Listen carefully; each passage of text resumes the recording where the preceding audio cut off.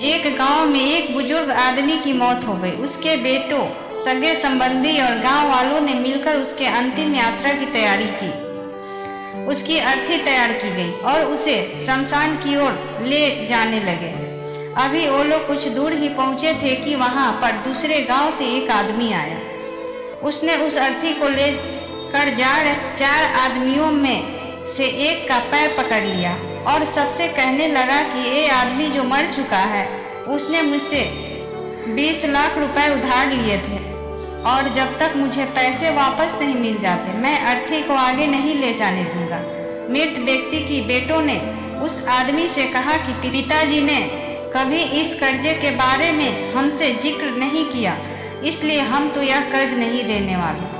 जब बेटों ने ही मना कर दिया तो उस मृत व्यक्ति के भाइयों ने भी कहा कि जब बेटे ही मना कर रहे हैं तो हम भी इस कर्जे की जिम्मेदारी नहीं लेने वाले हैं। शमशान यात्रा में शामिल कोई भी आदमी पैसे देने के लिए राजी नहीं हुआ। दूसरे गांव से आए उस आदमी ने अर्थी को आगे भी नहीं ले जाने दिया जब तक कि इस घटना की खबर घर की महिलाओं तक न पहुंच गई। मरे हुए आदमी को एक बेटी थी।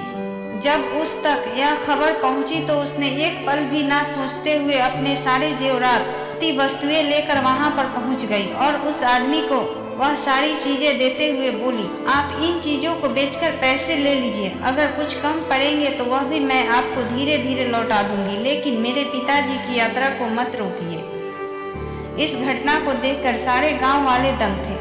तभी वह आदमी जो कर्जे की मांग कर रहा था, वह बोला कि दरअसल मुझे 20 लाख रुपए लेने नहीं थे, बल्कि मैंने इस आदमी से कभी लिए थे जो मैं आज लौटाने आया था, लेकिन मुझे पता नहीं था कि इनका असली हकदार कौन है, इसलिए मैंने यह सब नाटक रचाया।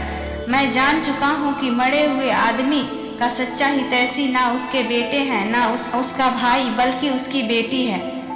इसलिए यह सारे पैसे मैं उसके हवाले करता हूँ और अपने कर्जे से मुक्त होता हूँ। थोड़ी ही देर में जो घटना घटित हो चुकी थी उससे बेटों को, भाइयों के और बाकी रिश्तेदारों के सर शर्म से झुक गए। इसलिए हमेशा दुआ करना है कि हर किसी को एक बेटी जरूर हो, क्योंकि बाकी सब माता पिता के दौलत को अपना दौलत समझते हैं, लेकिन बेटियां माँ बाप को ही अपनी दौलत समझती है।